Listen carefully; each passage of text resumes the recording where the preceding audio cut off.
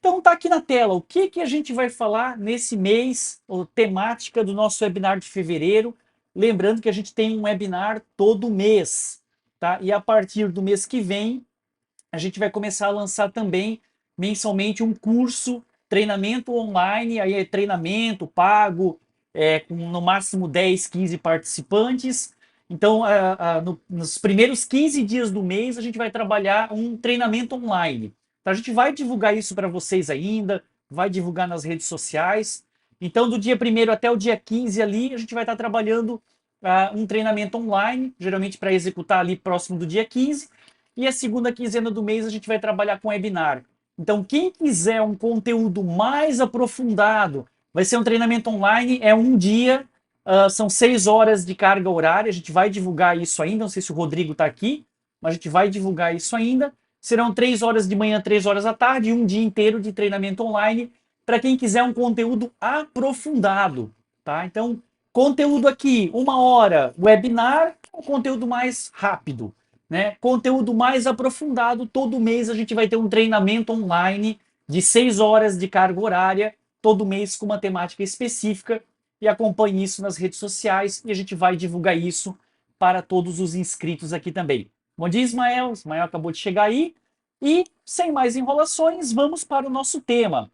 Como avaliar a segurança e a privacidade desses sistemas de informação? Então, de novo, esse tema vale tanto para o pessoal LGPD quanto para o pessoal segurança da informação. Isso é uma dinâmica que a gente quer fazer agora, 2025, o ano todo. A gente quer pegar temas que valem para o pessoal que é só LGPD, eu só quero saber de privacidade, para o pessoal que só quer saber de segurança da informação, às vezes não está tão preocupado com a privacidade, e o pessoal que se interessa pelos dois temas. Então a gente sempre vai lançar assuntos que são tanto da segurança da informação quanto da privacidade e proteção de dados. Legal, pessoal? Minha primeira aguinha aqui do dia, tá? A avaliação da segurança de sistemas vale tanto para a segurança da informação e o pessoal da privacidade. Eu trouxe um material aqui bem legal para o pessoal que é da privacidade e proteção de dados também. Legal? Então vamos lá, quem não me conhece ainda, tem o pessoal que já está acompanhando nossos webinars todos os meses, né? Mas quem não me conhece ainda, eu sou o Paulo Silva, sou doutor pela Federal de Santa Catarina, na área de segurança da informação. Sou auditor líder 27001 certificado pela BSI, lead implementer 27701 pela BNT. 27701 a gente usa bastante para privacidade e proteção de dados, né? Também atuei como professor de graduação e pós-graduação por mais de 10 anos. Hoje não atuo mais tanto na graduação e pós-graduação. Hoje eu fico mais nos treinamentos corporativos, até para conseguir conciliar com a empresa, né? E também sou sócio-diretor da Tracker Segurança da Informação, com mais de 15 anos de experiência na área de segurança, privacidade e proteção de dados, mais de 200 projetos executados. Quem quiser saber um pouquinho do nosso trabalho, nos acompanhe lá pelo LinkedIn. Beleza? E aqui está o nosso roteiro. O que, que a gente vai falar no nosso webinar de hoje? Eu separei a avaliação de sistemas da seguinte maneira. Eu separei em requisitos funcionais e requisitos não funcionais. O que, que quer dizer isso? Requisito funcional de segurança ou de privacidade é aquilo que tem que estar implementado no sistema, tá? Então, um software, seja de desenvolvimento interno, seja de comprado, né, um SaaS, um software que está em nuvem, que está na internet, ou um software que a gente comprou e instalou aqui, standalone na nossa empresa, ou também isso aqui vale, pessoal, para quem tem desenvolvimento interno, né? Requisito funcional é aquele controle de segurança que deve estar implementado no sistema, programado no sistema. Mas não é só disso que vive a segurança e a privacidade. A gente também tem os requisitos não funcionais. Então, é aquele também controle de segurança, é aquele também requisito de segurança que tem que estar no sistema, mas que não necessariamente é uma implementação. Então, toda vida que vocês forem avaliar sistemas de informação, e lembra sempre, né? Vou dividir aqui em 3 categorias. o sistema desenvolvido interno, que está valendo aqui, o sistema que é comprado, mas que está instalado dentro da minha empresa, beleza, é outra categoria, e o sistema que está em nuvem, que a gente vai chamar de SaaS, o pessoal que já conhece aqui, né? Software as a Service, o sistema que está em nuvem. Então, essa avaliação de segurança abrange esses três cenários: sistema desenvolvido interno, sistema comprado, mas que está dentro da minha empresa é outro cenário, e sistema comprado, mas que está executando em nuvem, que é o SaaS, tá? Para essas três categorias de sistema, a gente sempre pode analisar questões de requisitos funcionais. Vou discutir aqui o que tem que estar implementado no sistema, programado no sistema, mas também requisitos não funcionais, que é aquele controle de segurança que não necessariamente está implementado, programado no sistema, mas que é muito importante para a segurança, tá? Sempre tem em mente, então, requisito funcional, requisito não funcional. Para o pessoal que está chegando agora, então, cabe os avisos, fiquem à vontade para colocar perguntas no chat e também depois esse vídeo vai estar disponível lá no nosso canal do YouTube. Já aproveite fazer o jabá aqui, o merchan aqui, né? Já aproveite para se inscrever lá no nosso canal do YouTube, @canal Tracker. Procure lá no YouTube, @canal Tracker. Toda semana a gente libera vídeos lá no @canal Tracker, seja conteúdo novo, seja recorte aqui do webinar, recorte dos nossos treinamentos e das nossas lives, tá? Então se inscreve lá no @canal Tracker. Bom, aqui no roteiro ainda, o que eu trouxe mais? 4 cases de avaliações e incidentes. Então eu trouxe 4 casos de avaliação de sistemas de informação em que a Tracker participou e vou contar um pouquinho a história desses 4 casos interessantes aí. Lá no final eu vou falar de um exemplo de checklist de avaliação que é bem tranquilo, tá? O pessoal sempre quer a receitinha de bolo, né? Paulo, passa aí pra gente um checklist pronto, passa aí pra gente, né, o Excel pronto, a planilha pronta. Então vocês sabem que os professores, os instrutores sempre falam, né, não é a solução o checklist pronto. De material na internet vocês encontram uma carrada, tá? Vai lá no Google, coloca checklist de segurança, tu vai encontrar uma penca. O nosso problema hoje não é falta de material. O nosso problema hoje é excesso de material. Vocês encontram 200 planilhas de avaliação de sistema lá no Google, tá? Então, o que a gente quer aqui é discutir os requisitos, para que vocês possam pegar daqui a pouco uma planilha pronta e avaliar o que cabe para ti, como é que avalia, como é que não avalia. Então, isso é o que a gente vai discutir aqui. Nunca a receitinha de bolo pronta, mas para que a gente conheça os requisitos, o checklist e aí possa fazer a avaliação. Beleza, pessoal? Então esse é o nosso roteiro. Qualquer dúvida, coloca ali no chat, tá? Bom, vamos falar de requisitos funcionais. E já logo de início, eu quero falar um pouquinho, introduzir a ISO 15408, né? Paulo, poxa, como é que eu avalio o sistema? Da onde vem isso? O Paulo vai pegar da cabeça dele? Será que eu saio fazendo um checklist da minha cabeça? Então, assim, contar um pouquinho só rápido da história para vocês, né? Existe o Orange Book, quem gosta do assunto de avaliação de sistemas, de segurança, segurança de sistemas, tá? Pesquisa lá, tem um cara chamado Orange Book, que é a primeira iniciativa de segurança de sistemas. Do Orange Book veio o Common Criteria, e do Common Criteria, eu não quero ficar contando história aqui, né? Nosso webinar não é de teoria, é de prática, tá? Mas só a história. Orange Book, pode pesquisar lá na internet. Orange Book, Common Criteria, e isso desencadeou a ISO 15408.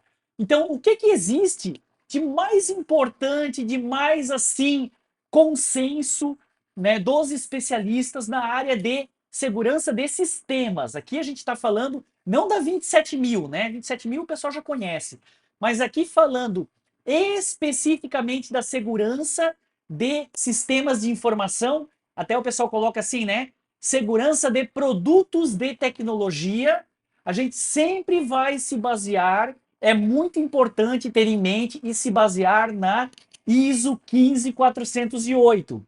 A ISO 15408, ela não é a BNT, ela não tem no Brasil. tá? Ela é uma ISO IEC, então ela tem internacional, validade internacional no mundo todo, mas vocês não vão achar ela em português, porque a ABNT ainda ou não quis ou nem quer incorporar essa norma, tá?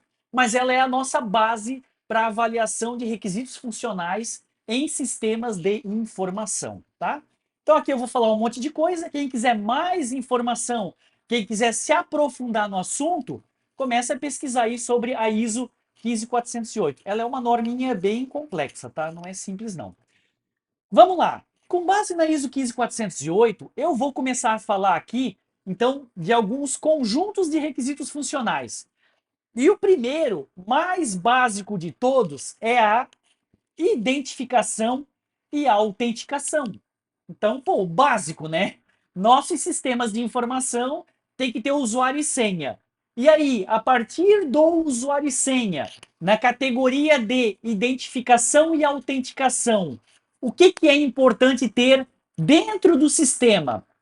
E aí vocês vão avaliar isso nos sistemas de informação de vocês, tá? Ah, tem ou não esse requisito de identificação e autenticação? Mas será também que esse requisito é importante para mim? Tá tudo a relevância, tem uma variável ali da relevância, né? Será que esse requisito é importante para esse determinado sistema de vocês? Tudo isso vocês vão avaliar. A gente vai dar uma discutida aqui no requisito, tá? Então, primeira questão mais básica, dentro da identificação e autenticação, política e especificação de senhas. O sistema, né, é boa prática que o sistema tenha, sistema de informação, tenha implementado dentro dele a especificação de senhas, né? O próprio sistema defina lá que você possa que isso seja variável, né? Seja configurável, que você possa definir lá, ah, no meu sistema eu quero 10 caracteres, quero maiúscula, minúscula, caracteres especiais. Então a gente já está em um nível de maturidade tal que os sistemas de informação deveriam implementar isso aqui, tá? Até mesmo pela questão da LGPD. Aí eu já falo nem só do ponto de vista da segurança da informação, até mesmo pela questão da LGPD, implementar uma configuração de senhas fortes, tá? A gente está muito acostumado com isso aqui no sistema operacional. Ah, no Windows tem que ter isso, né? Mas no sistema de informação já deveria vir essa implementação. Olha, sistema de informação, né? Quem é aqui o pessoal que está aqui do Cicobi já está acostumado com isso no sistema financeiro, no sistema bancário, mas qualquer sistema de informação relevante já deveria vir com esse tipo de implementação, tá? Que tipo de implementação? Definir a quantidade mínima de caracteres, definir maiúscula, minúscula, caracteres especiais, tá? E aí a gente já pode puxar uma penca de coisas. Definir, por exemplo, prazo para renovação de senhas. Definir que a última senha não deve ser, perdão, definir que a última senha não deve ser utilizada. Definir que as 5 últimas senhas não devem ser utilizadas. Aí vem um monte de coisa. Dependendo da criticidade do sistema, né, tem vários algoritmos. Impedir números sequenciais, impedir letras sequenciais, repetição de letra, repetição de número, e por aí vai. Tá? Então, primeira coisa mais básica, avaliar no seu sistema o quanto que ele implementa de configuração de senha segura. Já tem que estar implementado isso no sistema de informação. Falhas de autenticação. O que é a boa prática? Configurar uma quantidade de falhas de autenticação emite alerta para o administrador. Uma quantidade de falhas de autenticação deve bloquear o sistema por um prazo. Não precisa bloquear para sempre, né? Mas o que é uma boa prática? Ah, bloqueia ali por 30 minutos. Tudo que eu estou falando aqui, pessoal, não é regra fixa. Isso deve estar configurável no sistema. Então, pô, o Paulo falou lá que tem que bloquear por 30 minutos. Não, tá? Tem que ter uma configuração de bloqueio. Essa falha da autenticação é extremamente importante para evitar ataques de brute force, ataques de força bruta. O sistema de informação, depois de certa quantidade de falhas na autenticação, tem que bloquear o sistema para evitar ataque de força bruta, tá? E aí a questão do múltiplos fatores de autenticação. Ah, mas Paulo, isso aí é coisa de grandes sistemas. Não, não é mais. Qualquer sisteminha de informação que se preze já pode vir com a configuração de múltiplos fatores de autenticação. Ah, tem que fazer uma configuração, uma confirmação via SMS, via e-mail, via, sei lá, WhatsApp, qualquer coisa. Então, também é básico já para sistemas de informação o múltiplo fator de autenticação. Mais básico de todos, não é complicado, por e-mail. Tá? Os sistemas da Tracker já têm, às vezes, confirmação por e-mail. Então, pô, vai, configura um e-mail, vai um e-mailzinho, vai um link, o cara clica no link, está autenticado, pode entrar no sistema. Tá? E aqui uma outra questão para parar terminar essa parte de identificação e autenticação. Integração com sistemas de autenticação unificados. Isso aqui eu já digo que não é tão padrão assim, não é tão obrigatório assim, mas já tem alguns sistemas que implementam SSO, né, Single Sign-On, integração com a autenticação da Microsoft, com a autenticação da Google, com a autenticação, sei lá, de redes sociais, assim por diante, tá? Então, o que eu posso dizer? Esses três primeiros aqui já seriam mandatórios, já é algo assim que, meu, tem que ter, os sistemas novos tem que sair com isso aqui. Essa parte de integração com sistemas unificados de autenticação, beleza. Não é tão obrigatório assim, fica aí como um extra, um plus, tá? Então, boas práticas básicas aí de identificação e autenticação. Próxima categoria, a gente vai falar de acesso ao sistema. Então é assim, pessoal, na avaliação de sistemas, uma coisa é a autenticação, outra coisa é o chamado acesso, é separado isso da avaliação, tá? A autenticação é a pessoa entrar ou não no sistema, como é que ela diz que ela é ela mesma, como é que ela se autentica, tá? Acesso ao sistema, na avaliação de sistemas, é a partir do momento que eu me autentiquei, o que eu posso fazer ou não dentro do sistema. Olha só, é separado. Autenticação, eu entro ou não entro no sistema. Ah, me autentiquei. Segundo passo aqui, acesso. A partir do momento que eu me autentiquei, o que eu posso ou não posso fazer no sistema, tá? Então agora vamos falar de acesso. O Paulo Silva foi lá, se autenticou no sistema, entrou no sistema. O que ele pode ou não fazer? Boas práticas. Em primeiro lugar, especificação granular de acessos. O que é isso? Mais uma aguinha.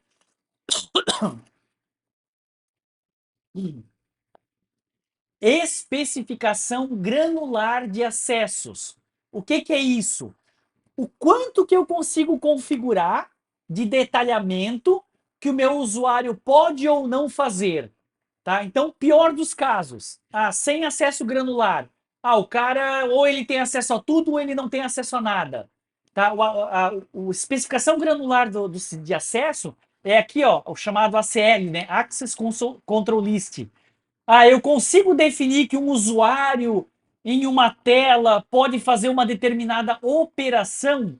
Isso aqui é a melhor granularidade de todas, tá? Eu poder dizer que o usuário Paulo na tela tal só consegue ler, ou só consegue escrever, ou só consegue gravar, ou só consegue apagar. Então, na avaliação de acesso de um sistema, vocês vão avaliar o nível de detalhamento que o sistema me deixa configurar. Pior caso de todos, né? Não ter Access Control List. O sistema lá no módulo financeiro ou acessa tudo ou não acessa nada. Isso não é bom, tá? O sistema deveria chegar, por exemplo, num nível de tela, tá? Em cada tela do sistema eu posso ou não usar a tela. Isso é um nível de granularidade. Qual é o melhor nível de granularidade? Eu ter essa tripla aqui, né? Eu ter o usuário, o recurso, que seria uma tela, ou uma tabela, ou um processo do sistema, e eu poder chegar no nível de operação. Então, dizer, olha, o Paulo na tela tal só pode ler ou só pode gravar, tá? Então, isso é o que vocês vão avaliar se quiserem avaliar uma boa prática de acesso nos sistemas de informação, tá? Outra questão de acesso legal para os sistemas de informação, ele ter limitante de horários e limitante de localização, tá? Isso aqui já são implementações interessantes. Olha, o Paulo na tela tal, ele pode escrever, mas ele só pode escrever durante o expediente. Fora do expediente, ele não pode escrever, tá? Ou da meia-noite às 5, ele não pode fazer essa operação. Então, é o sistema ter implementado condicionantes de acesso ou até localização.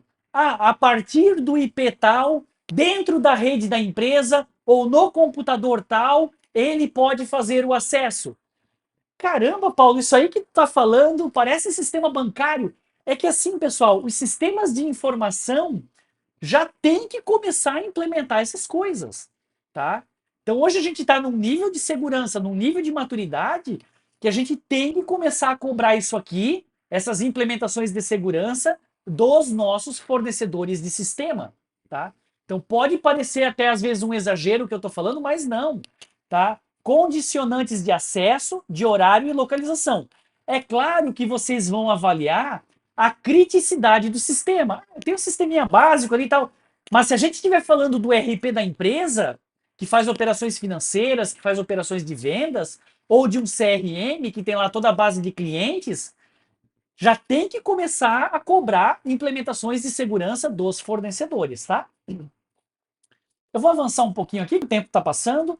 Limitar sessões de acesso concorrente, isso aqui é muito importante. Ora, se o Paulo já está logado numa sessão, eu não posso ter outro usuário de Paulo logado na mesma sessão, logado ao mesmo tempo, tá? Ou até tem sistemas que deixam, pode ter 2 sessões concorrentes, 3 sessões concorrentes.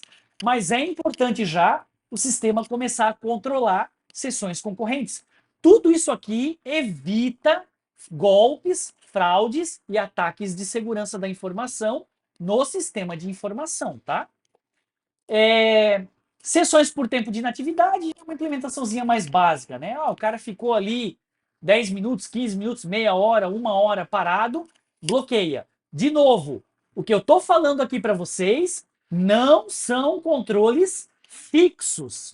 O que eu estou falando aqui para vocês são implementações que deveriam estar configuráveis dentro do sistema. O sistema deveria ter uma implementação que me permitisse configurar o tempo de inatividade. Eu vou lá no meu sistema, eu quero não ter configuração de tempo de inatividade. Para mim não interessa, beleza. Não, eu quero o tempo de inatividade seja de 1 hora, beleza. Tudo isso já configurável dentro do sistema de informação, tá?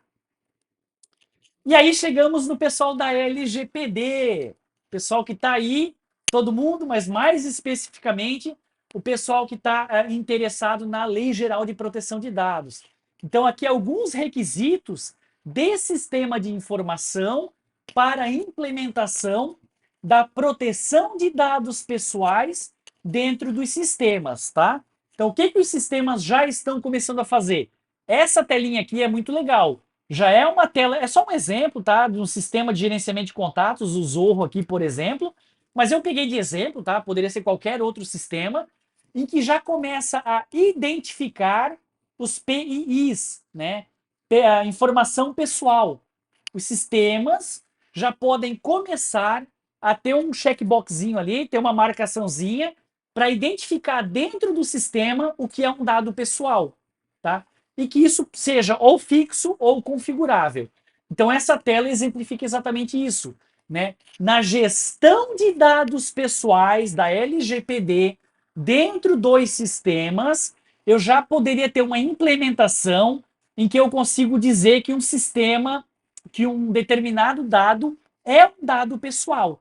Então o sistema de informação já toma conhecimento de que aquele dado, nome do pai, nome da mãe, CPF, RG, telefone, é um dado pessoal. Isso já começa a trabalhar a gestão de dados pessoais dentro dos sistemas de informação. Mas Paulo, os sistemas implementam isso aqui? Alguns sim, alguns não. Já tem sistemas da área bancária, já tem sistemas da área da saúde que implementam isso, sistemas europeus implementam isso aqui. Talvez nos sistemas brasileiros isso está começando, mas é algo para a gente começar a cobrar dos nossos fornecedores de sistema. E se a gente está trabalhando com desenvolvimento interno, já é algo para a gente começar a colocar no desenvolvimento interno dos nossos sistemas, tá? Colocar o quê? Um conhecimento dentro do sistema de que um determinado campo é um dado pessoal e, portanto, ele é protegido ou coberto pela Lei Geral de Proteção de Dados. Esse campinho aqui vai ser usado para várias coisas depois. Ah, mas Paulo, para que botar isso aí? Para que marcar um campo como dado pessoal? Para emitir relatório, para fazer limpeza de dados, para fazer anonimização, para fazer lá o nosso DPIA. Ah, eu tenho que fazer o relatório de impacto à proteção de dados. Então, o sistema de informação, eu estou até explicando um pouco mais aqui, né, me aprofundando mais, mas o sistema de informação, ele tem que começar a saber que um determinado campo é um dado pessoal. Tá? E isso vai ser usado para um monte de coisas lá dentro do sistema depois. Então, fica aí o primeiro controle para sistemas de informação.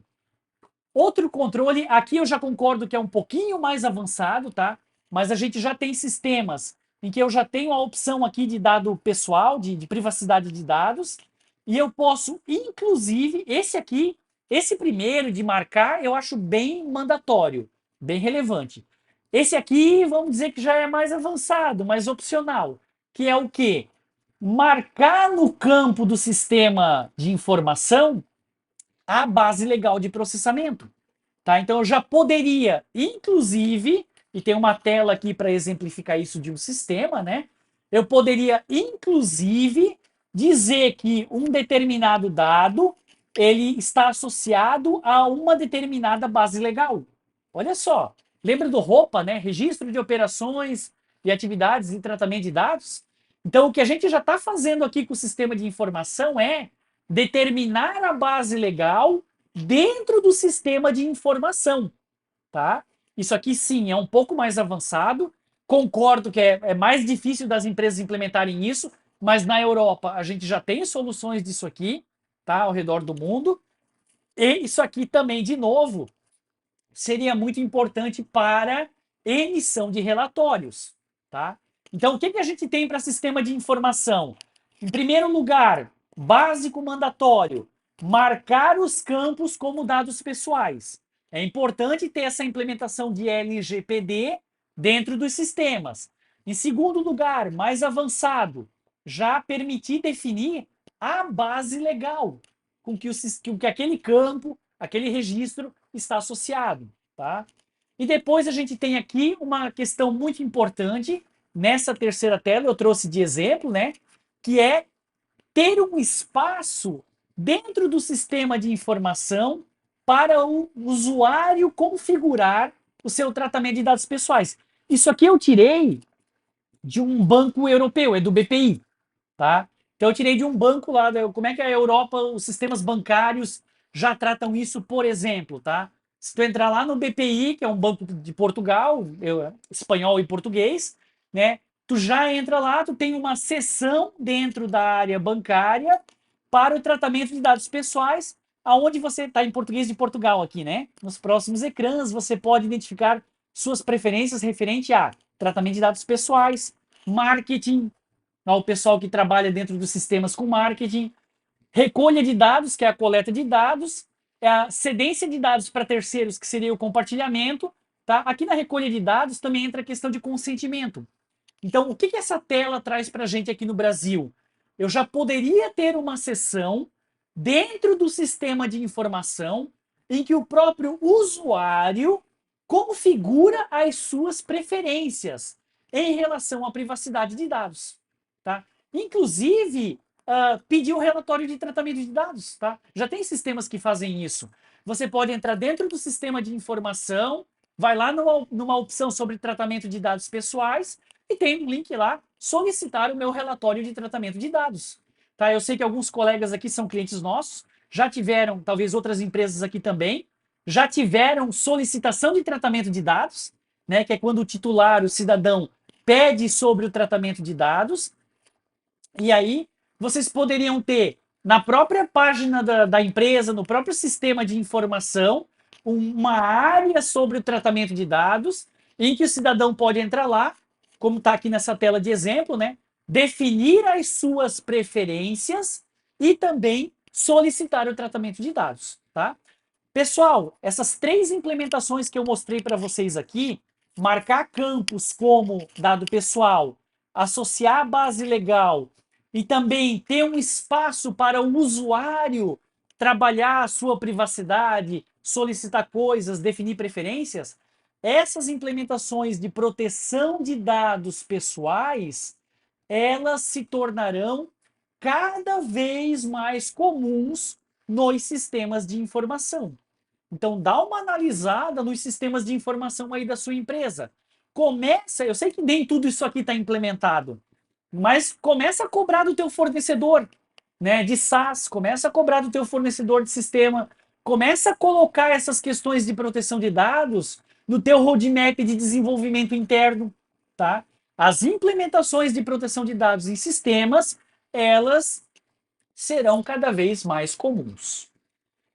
E aí, o último slide aqui, né? O que mais que a gente tem de implementação de proteção de dados pessoais?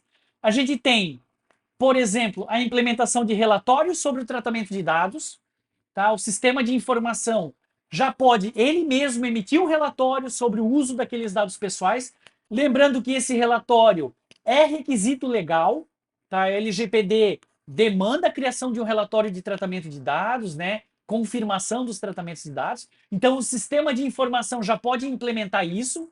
Por que a empresa tem que ficar correndo atrás dos dados? Já pede para o sistema de informação implementar o relatório de tratamento de dados, tá? Limpeza dos dados. Ah, o usuário ele solicitou a exclusão de dados. Então, o próprio sistema de informação já pode ter implementações sobre a limpeza dos dados do CPF do Paulo naquele ERP, naquele sistema de informação. Outra implementação essencial e cada vez mais comum, tá? Limpeza de dados está associado com a anonimização dos dados. Então, também, o sistema de informação, eu podia ter uma opção lá para limpar os dados e ou anonimizar os dados, tá? Aqui, definição das bases legais e justificativas para o tratamento, eu já falei. E os avisos de tratamento de dados também eu já falei, né? O sistema de informação, ele poderia emitir uma série de alertas sobre a privacidade e sobre o tratamento de dados. Quer ver um exemplo que a gente implementou num campo de observação? A gente implementou que esse campo não deve conter dados sensíveis. Tá? Tu imagina, tu tem um campo de observação lá no sistema e o cara vai lá e começa a escrever sobre exames médicos. E esse tipo de informação não é para esse tipo de campo. Então a gente colocou avisos para o usuário de que isso numa consultoria, numa avaliação de sistema que a gente fez, né? A gente recomendou que fossem colocados avisos para que em determinados campos o usuário não colocasse dados sensíveis, porque aquele campo não é para dados sensíveis. Isso tem a ver aqui com avisos de privacidade. Por exemplo, né, avisar se determinado campo aberto do sistema, lá, campo de texto do sistema, é ou não para colocar exames médicos, informações médicas ou dados sensíveis, tá? Então, fechou aí a questão de privacidade e proteção de dados. Vou avançar um pouquinho que o nosso tempo está passando, né? Temos mais uma categoria aqui que é comunicação e canais confiáveis. Então, isso aqui é bem básico, todo mundo já sabe, né? Toda comunicação deve ser através de canal seguro, mas esse item 2 aqui, nem todo mundo cumpre, tá? Que é o quê? A comunicação através de canal seguro é o HTTPS, né? É o SSL. Então, vai formar lá um canal seguro de comunicação com cadeadinho, o HTTPS. Mas o que a gente tem visto no mercado é que nem toda comunicação acontece utilizando certificados válidos. Então é muito importante que o requisito seja não só toda comunicação através de canal seguro, mas também toda comunicação através de canal seguro utilizando certificados válidos, inclusive para servidores dentro da empresa. Tá? Às vezes o pessoal fala, mas eu fiz um servidor webzinho aqui dentro da empresa, e aí eu botei um certificado inválido e tá de boa, conecta, acessa e tá tudo certo. Tá? Então, servidores com certificados não válidos, inválidos, podem ser falsificados. Então, é extremamente importante que nem só a comunicação seja através de canal seguro, mas também utilizando certificados válidos de autoridades certificadoras reconhecidas. Dá uma analisada aí na tua empresa, né? Primeiro, tudo é HTTPS? Tudo está através de canal seguro? Show de bola, tá. Mas segunda coisa, extremamente importante, todo canal seguro é com certificado válido? Ou será que a gente fez aquele certificadozinho meia boca lá, né? Meia boca não é forma de dizer, né? Mas aquele certificadozinho autoassinado, em que eu mesmo assino, não tem autoridade certificadora, mesmo dentro da empresa, pode ser uma fragilidade você trabalhar com certificados não válidos, não assinados por autoridades certificadoras, tá? Isso aqui não é muito importante, garantir a autenticação entre partes do sistema cliente-servidor. Isso aqui é feito por certificado. Hoje o mais importante é ter certificados e certificados válidos, tá? Outra questão aqui, ó. Isso aqui é até interessante. Integridade de arquivos de configuração e arquivos temporários. Isso aqui já é uma questãozinha mais técnica, mas é importante, tá? Um sistema de informação, às vezes, ele trabalha com uma série de arquivos de configuração e de arquivos temporários na configuração do sistema, tá? Será que eu posso alterar esses arquivos temporários e de configuração por fora do sistema? Tá? Eu já vi vários ataques hacker, né? Ataques de violação de sistema, que consistem em forjar arquivos de configuração. Então faz um teste aí no teu sistema. Isso aqui é mais técnico, tá, pessoal? É bem mais de bit byte aí, bem mais técnico. Mas assim, será que eu posso pegar um sistema de informação, pegar um arquivinho temporário e alterar os parâmetros dele por fora do sistema? E aí o sistema vai aceitar esses parâmetros falsificados? Os sistemas não deveriam aceitar a alteração de arquivos temporários de configuração por fora do sistema, tá? Isso é caracterizado uma violação de integridade do sistema. Nem todo sistema avalia a integridade de arquivos de configuração e de arquivos temporários, tá? Dá uma olhada. Isso aqui é um pouquinho mais avançado, mas dá uma olhada aí no teu sistema, tá? Também confidencialidade de arquivos temporários. A gente já pegou em avaliação, em consultoria de sistema, sistemas que geram arquivos temporários para, por exemplo, produzir relatório. Para tal relatório ou para tal processo, o sistema vai lá e gera um arquivinho intermediário. E a característica do sistema é colocar, estou dando um exemplo só aqui, né? A característica do sistema é colocar o arquivo temporário em uma pasta pública. Isso é uma fragilidade de sistema.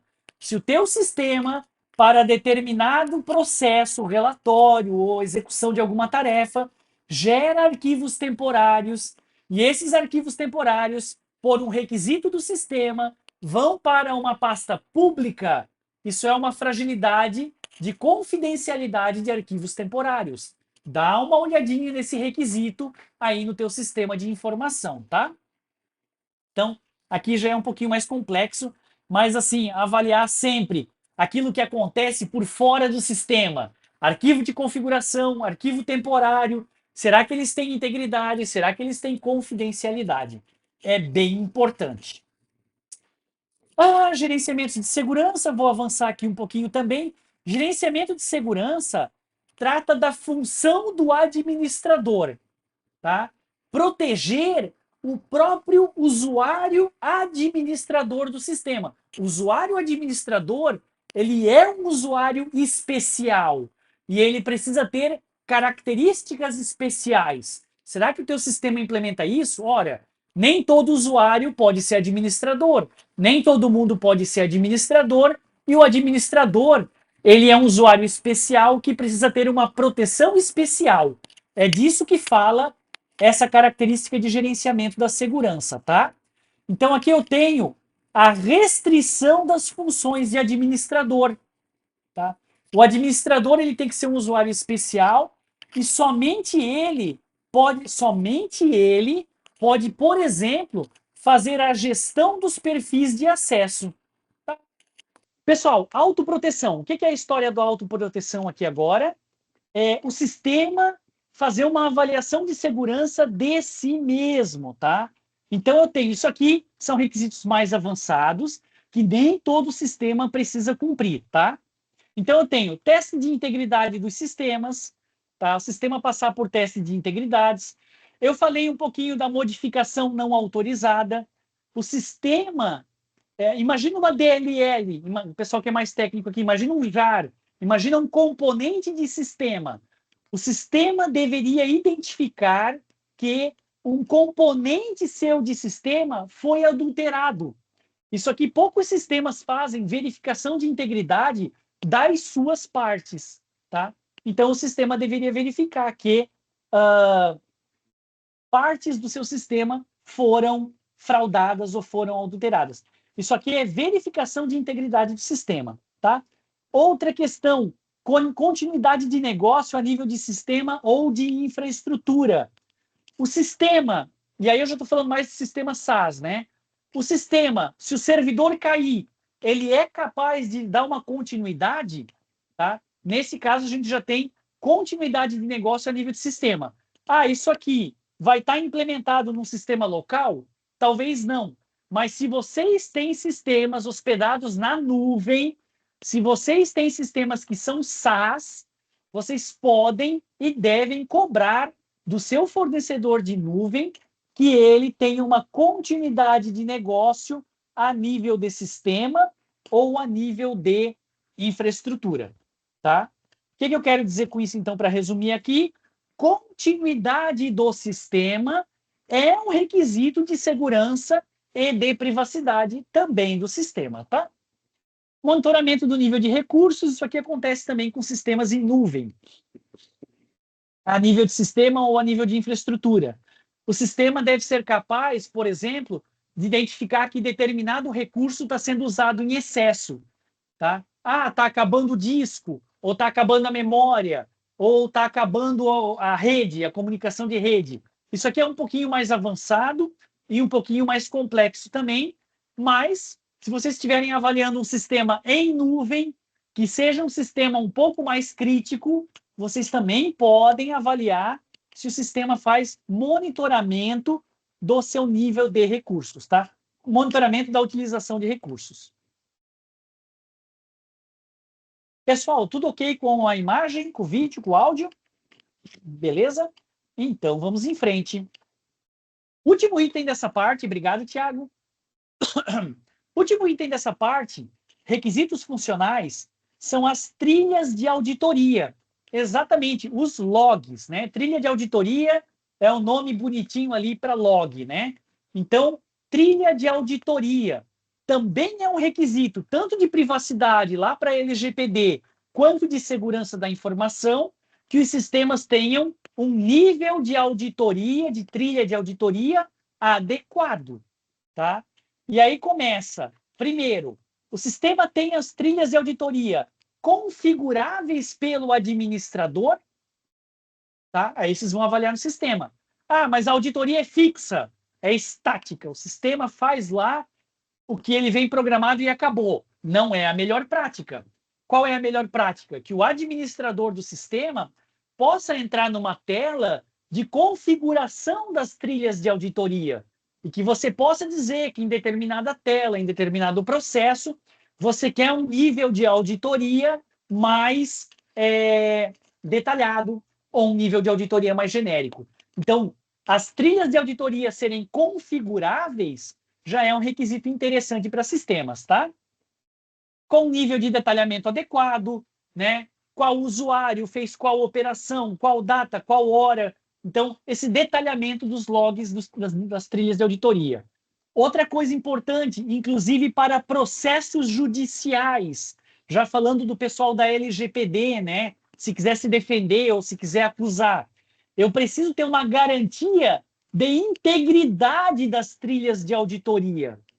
Dá uma olhada no teu sistema de informação. Não é só produzir a trilha de auditoria, é ter uma garantia de integridade da trilha de auditoria. Ah, Paulo, como é que faz isso? Aí eu vou entrar no pessoal que é técnico aqui, né? Tem que gerar um hash. Hash é a assinatura digital lá, não é assinatura digital, né? É a fingerprint, é a impressão digital. Então eu tenho que ter um hash da trilha de auditoria, se tiver assinado, melhor ainda, mas se não tiver assinado, gerar um hash da trilha de auditoria, para quê? Para que eu tenha uma garantia de integridade dessa trilha de auditoria, de que a trilha de auditoria não foi adulterada. Isso é importante para processos judiciais, tá? Também a disponibilidade da trilha de auditoria, ela tem que estar salva, ela tem que estar armazenada em algum lugar que você sabe que eu não posso chegar lá e dar um delete, mandar apagar toda a trilha de auditoria, nem mesmo o administrador, isso aqui é importante, tá? Sei que já é quase meio-dia, estou terminando também, mas nem mesmo o administrador deveria ser capaz de violar ou apagar as trilhas de auditoria, tá? Tempo de retenção adequado das trilhas de auditoria, confidencialidade das trilhas de auditoria, que nem todo mundo deveria ter acesso. Então, às vezes, o pessoal olha só para produzir a trilha de auditoria, mas eu tenho que garantir a integridade, a disponibilidade e a confidencialidade da trilha de auditoria, tá? Vamos em frente que o nosso tempo está passando. Não vou estourar muito tempo, prometo. Requisitos não funcionais. Essa parte é mais tranquila, tá? Testes, o que não está implementado no sistema. Testes de segurança. O sistema deveria passar por avaliações SAST e DAST. Essa história de SAST e DAST está ficando cada vez mais comum. Tá? Isso não era comum no passado, ainda não é totalmente comum, mas já está ficando cada vez mais comum implementar técnicas de SAST e DAST. Tá? Não vou me aprofundar aqui nas técnicas, não é o objetivo, mas dá uma olhada no teu sistema, começa a cobrar o teu fornecedor, olha aí, ó, tu está fazendo alguma coisa de SAST e DAST, que são as avaliações dinâmicas e estáticas da segurança de sistemas, tá? Escaneamento de vulnerabilidades periódico, já tá, isso aqui já é comum, scanning periódico já é comum. Pentest periódico, ou você como empresa aplica o pentest periódico nos sistemas ou cobre do seu fornecedor como requisito não funcional de segurança de sistema. Não está implementado no sistema, mas é um requisito de segurança. Então, o requisito não funcional de segurança de sistema é o pentest periódico, tá? Isso aqui é uma das coisas mais importantes de segurança de sistema, a avaliação de bibliotecas incorporadas. Tá? É de conhecimento das equipes de segurança que uma grande fragilidade dos sistemas são as bibliotecas incorporadas. O que eu quero dizer com bibliotecas incorporadas? O desenvolvedor está lá, feliz da vida, desenvolvendo seu sistema, e ele precisa de uma bibliotecazinha para resolver um problema tal. Ah, eu quero uma bibliotecazinha para validar. Vou dar um exemplo bem tosco aqui, tá? Ah, eu quero uma bibliotecazinha para validar CPF. Aí o cara vai na internet, bibliotecazinha para validar CPF. Ah, achei um JAR aqui, achei uma DLL, e ele puxa isso para dentro do sistema. Então, bibliotecas externas incorporadas dentro do sistema, quando não autenticadas, quando não validadas pelo desenvolvedor, podem ser uma grande fragilidade, porque essas bibliotecas podem ser desenvolvidas por grupos de hacker e elas podem conter malwares, né, conter códigos maliciosos dentro da biblioteca. Então, você que está aqui no nosso webinar, que é desenvolvedor, dá uma olhada nas bibliotecas incorporadas do seu desenvolvimento. Você que é cliente, né, do sistema, cobra o teu fornecedor em relação a bibliotecas incorporadas. Pode ser uma grande fragilidade, tá? Vamos lá. Ainda para concluir aqui, requisitos funcionais, não funcionais, processos de segurança. Isso aqui é importante, tá? É processual? É burocracia? É, mas é importante. Contato do analista de desenvolvimento seguro. A gente cobra que todo sistema de informação deve ter um analista de segurança designado. Tá? Dentro da sua empresa, se você tem desenvolvimento, dá uma olhada nisso. Se você é cliente de um sistema de informação, cobra do teu fornecedor. Olha, eu quero o contato do analista de segurança. Tá? Tem que ter. Isso faz parte da norma. Boa pergunta, Tiago. A norma, ela define critérios gerais, mas ela não chega nesse nível de especificação, tá? Então, a norma vai falar sobre as boas práticas de segurança, sobre as especificações de segurança, principalmente, Tiago, a 15408 fala mais de requisitos funcionais, tá? Na 27.000, Tiago, eu consigo encontrar requisitos mais específicos sobre essa questão aqui. Desenvolvimento de política, essa parte aqui, ó, tá? Desenvolvimento de política de desenvolvimento seguro, tá? Ou, para não ficar redundante, uma criação de política de desenvolvimento seguro. Então, Tiago, eu encontro para ti mais fácil um requisito na 27.000 do que na 15.408, tá? Só para separar, a 15.408 ela é mais ligada à implementação mesmo do sistema, requisito funcional. E na 27.000, eu consigo encontrar questões mais ligadas a isso aqui. Mas dá sim, Tiago. A gente consegue, Tiago, traçar uma linha da norma que liga a essa solicitação aqui de ter um analista de desenvolvimento seguro. E o que mais que a gente está vendo? Pessoal, eu vou estourar uns 5 minutinhos, tá? Quem precisar sair, obrigado pela atenção. O vídeo vai estar salvo lá no YouTube depois, tá? Está cada vez mais comum também eu ter um canal para registro de incidente. Se os nossos clientes já estão sendo cobrados em relação a isso aqui, tá? Se você fornece um sistema de informação, o cliente já quer saber assim, tá? E se eu tiver um incidente com o teu sistema de informação, aonde que eu registro o incidente?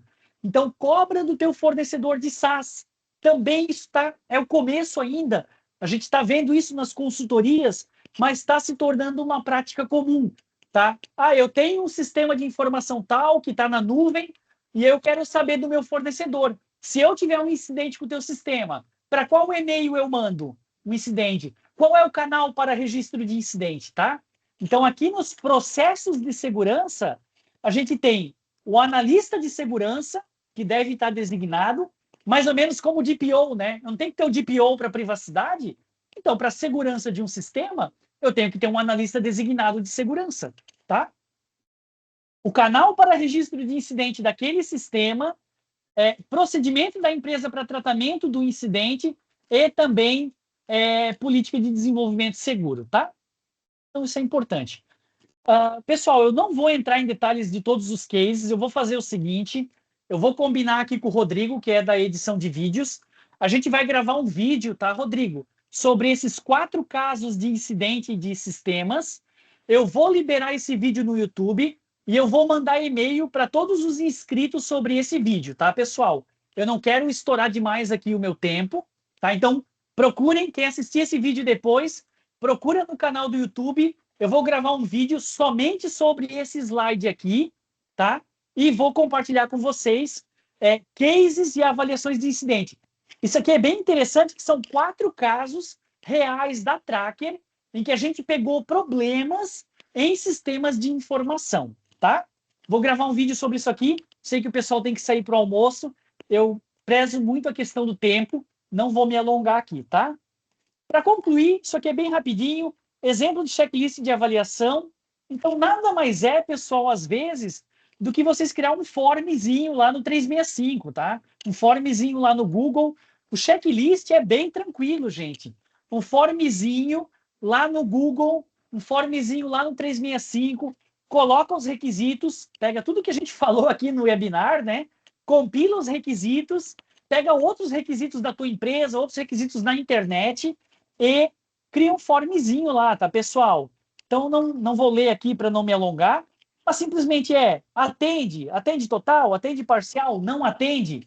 E muito importante, cobre de quem está respondendo o checklist a evidência de cumprimento do requisito. Não é só dizer sim, não e talvez. Cobre a evidência de cumprimento do requisito, tá? Então, aqui é um exemplo só de checklist, não vou me alongar. Para concluir, esse aqui é o último slide. Eu falei que eu ia estourar só 5 minutinhos. Então, até meio-dia, sim, que eu vou encerrar, né? Faça a avaliação, isso aqui eu também falei no webinar do mês passado. Faça a avaliação dos sistemas, mas o processo não termina na avaliação da segurança do sistema. O processo começa na avaliação da segurança do sistema, tá? Vocês devem compilar os resultados, fazer uma reunião com o comitê de segurança para discutir o que é importante e o que não é. Então, avaliei os meus sistemas, seja internos, externos, desenvolvimento interno, SaaS de fornecedor. Depois de avaliar os sistemas, compila isso tudo, leva para o comitê de segurança, tá? Discute tudo isso, o que é aceitável e o que não é, e o processo termina em um estabelecimento de plano de ação para a melhoria dos sistemas. Tá? Então, imagina todo o fluxo. Eu vou definir o meu checklist, vou avaliar os sistemas, compilar os resultados, discutir no comitê de segurança, porque não sou eu que decido sozinho, e depois eu crio um plano de ação e vou acompanhando a melhoria da segurança dos sistemas a partir do plano de ação, tá? Bastante coisa para a gente conversar, né, pessoal?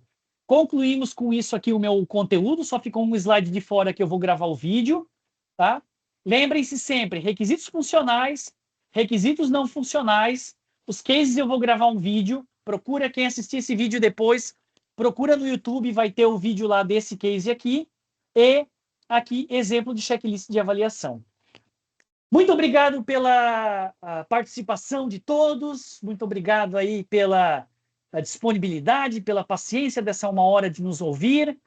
A gente tinha mais de 100 inscritos, a gente chegou a ter 30 participantes, isso é normal de evento online, dá uma quebra de 70% mesmo.